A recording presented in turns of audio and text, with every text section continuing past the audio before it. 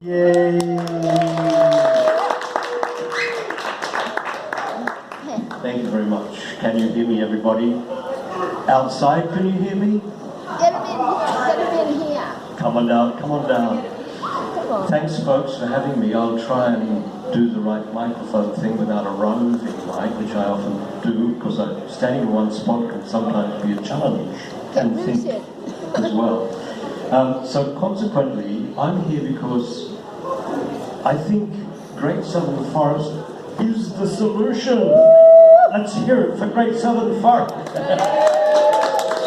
Now, everyone who's spoken before has actually, how can I put it, it's paved the way for Great Southern Forest, because we feel, and okay, we're only a small group actually, yet as I mentioned to someone a minute ago, we're standing on the shoulders of the giants who've been doing this stuff for 30, 40 more years. Not to mention the First Nation who've been doing it for 60,000 or whatever years. I'm not saying this from an ego point of view, yet Great Southern Forest proposal, anytime you're ready, Richard. Yeah, go for it. Actually does stop this sort of stuff, or is aimed at stopping this sort of stuff. And consequently, thanks Richard, we actually have designated a space which is 432,757 hectares, and it comprises of about 75 actual coops or allotments of forests, different named forests, different bioregions, different conditions, between Eden's, or in the sub-regions of Eden, South Coast Cuba. Consequently, these are the two areas, the southern region and the Eden region, are those that are coming under the regional forest agreements. Thanks. Yeah. That is what a pile of sawdust would look like, or wood chips that are down at Eden Wood Chip Mill would look like across Mark Street, King Street. There's a whole bunch of city blocks here that would be covered by the wood chip lot that lives down there when it's in good flow. I think it's much less than that at the minute, but I might be wrong. Thank you. Yeah, this is sort of the area of the coops that are about to be logged. I don't want to go into too much detail, it's a bit hard to see on the map here anyway. Though, suffice to say that Corunna is one of them, and that's why we've become involved to support Corunna Forest Protection Group. And yeah, that's it. Now, what would you want? And this is one of the big things, as Dave said, how do we value a forest? Well, what do we want from a forest? We want beauty, canopy, carbon, habitat, water, wildlife.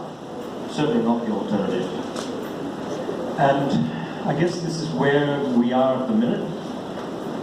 Not our words, yet I think it's fairly astute.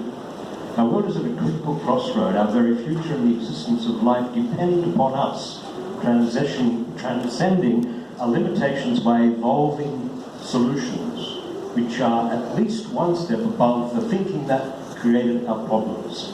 As Einstein said, you cannot solve a problem which was with the same thinking that created the problem. So we're tapping into that sort of thinking. And we have these solutions. Primary, terminate the regional forest agreements. Next. Begin to connect and restore forests and protect wildlife. Transition from wood chipping forest, land-based to becoming a land-based storage for carbon. Funding jobs and tourism, wildlife protection and forest restoration. I don't want to PowerPoint you to death, but the point being, really, it's about supporting country, and our country, and First Nations country, which we have been, well, inhabiting for a while. I'll call it inhabiting, we're doing other things to it as well. Looking on a map, that's really what it looks like. The black bits are the areas that we want to protect. The other stuff is plantation or natural parks. So that's that. Website, if you haven't seen it, that's what it looks like. And on the left you will see you can actually contact anyone and talk to them. But also there's the brief document at the top, which is a concise overview, and so on. So recommend, and also on Facebook, please become a friend of Great Southern Forest, get newsletters or send information. Since the last 18 months when I became involved, I think there were 6 organisations. There was NPA, Far South Coast, National Trust, Far South Coast, Nature Conservation Council, Circa, I think one other. We have gathered since then 45 or 40 other organisations across Australia. West Australian Forest Corporation, the Australian Forest Climate Action Group, there's indeed Conservation Council ACT, we had Wilderness Society join us only 3 weeks ago, and these are organisations which are known. Lawyers for Forests, for example, are doing some good work with us. This is a bit of a historic thing that is back from the forest wars 30 years ago or more, so it was just a glimpse that we have come from there and now we're here. And really this is what we're wanting to recommend. Great Southern Forest recommends that federal and state governments change management of the acreage or hectareage of public native forests in the southern region of New South Wales from timber extraction to retaining them for carbon sequestration, climate stabilisation, with jobs of forest restoration, culture and tourism. That's lots of words, but basically we're here to live with the forests and allow them to give to us their full benefits of ecological services, which we've been denying them, in fact, and come across the beauty and the rarity and the wonder that is nature. A bit of a contrast, left and right, and this is the before and after, which we shan't dwell on too long. Richard, thank you. But this is really the bigger picture, and we want this to stay this way, as I'm sure everybody else in this room does. So, recommendations.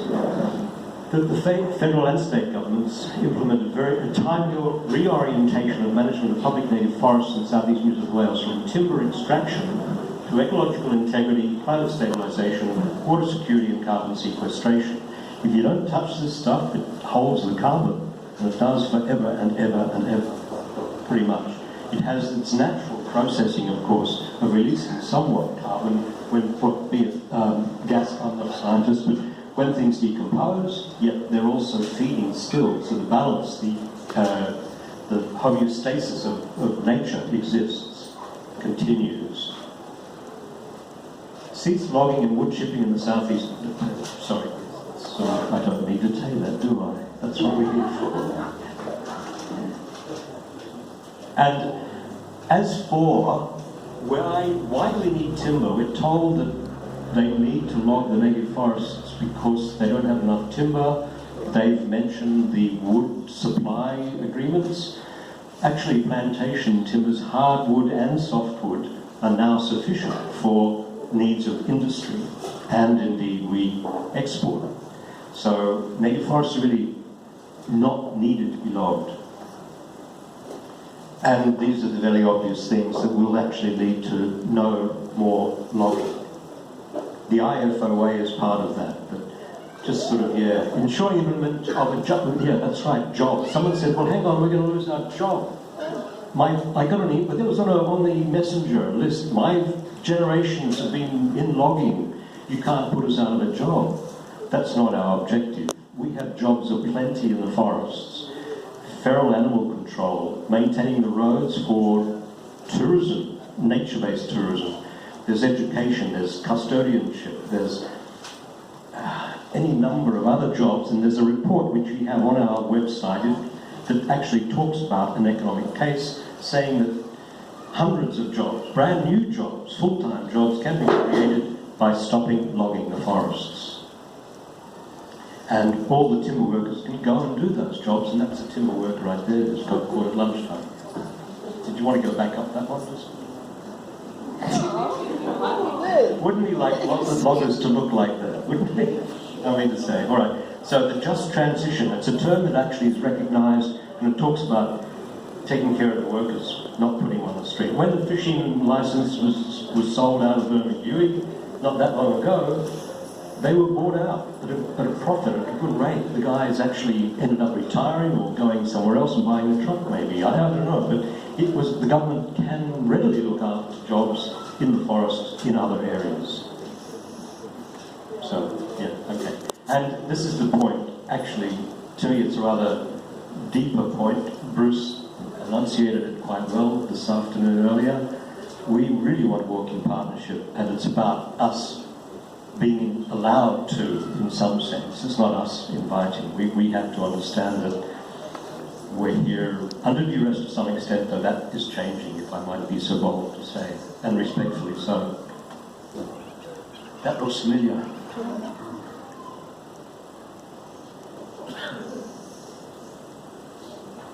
And that's really what it's about. Corona, I don't know how large it is, forgive me, but however large it is, it's comprised, it's encompassed within the Great Southern Forest. And so let's see if Corona can actually be a test case in a way for stopping, at least an example of holding up and stopping logging. So just some little visions that we may not have seen. I haven't been out in the bush as much as I'd like, but, and that's it. Moving right along, oh, gee whiz, keep moving. No, next. And there you go. So, make common sense prevail. Basically, it's a very shorthand. Now, I've got to sort of, it's a bit backward. Who am I? And I actually realised that my roots are quite deep here, and I seem to have been called here because when I moved down here 7.5 years ago, I discovered that I had two forefathers, or a mother and a forefather, buried in the Bega cemetery in the 1850s. And they're in the museum in the book. And we go, and my sister and I came down from Queensland to visit. And went, oh, what? We didn't know. So the research says that my family was here back then.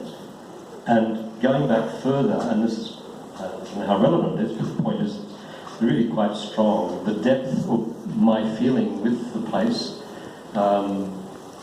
We're descendants of two guys who were plucked out of London at a time of needing stonemasons in Sydney.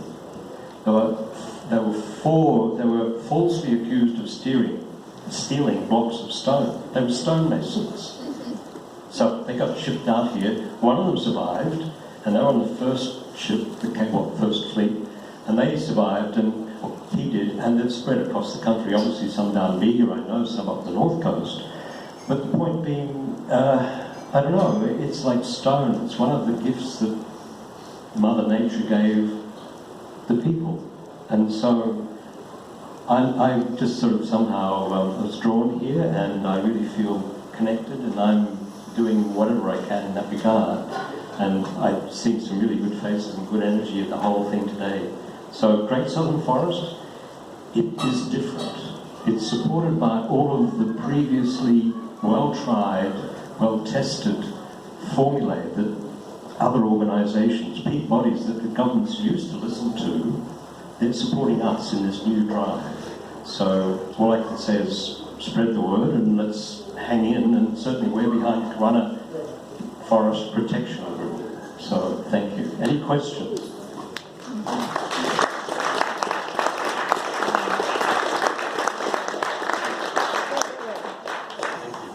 The pool, before you go away, Paul, can you always a question? Thanks, Paul. Just to add to what Paul said, I've written a short note here which says, Mother Earth has suffered enough abuse from Western civilization in the name of progress. It is time to move beyond the Industrial Revolution and redefine the meaning of progress. We need to look to the future, not support values that have no currency in the modern world. Okay, are we up for some more music, Richard? He's deeply involved there. I'm sure I've got more now. Give us a song, John. A song? No, I'm not. No. I'm sorry, you might be disappointed. I could play the drums.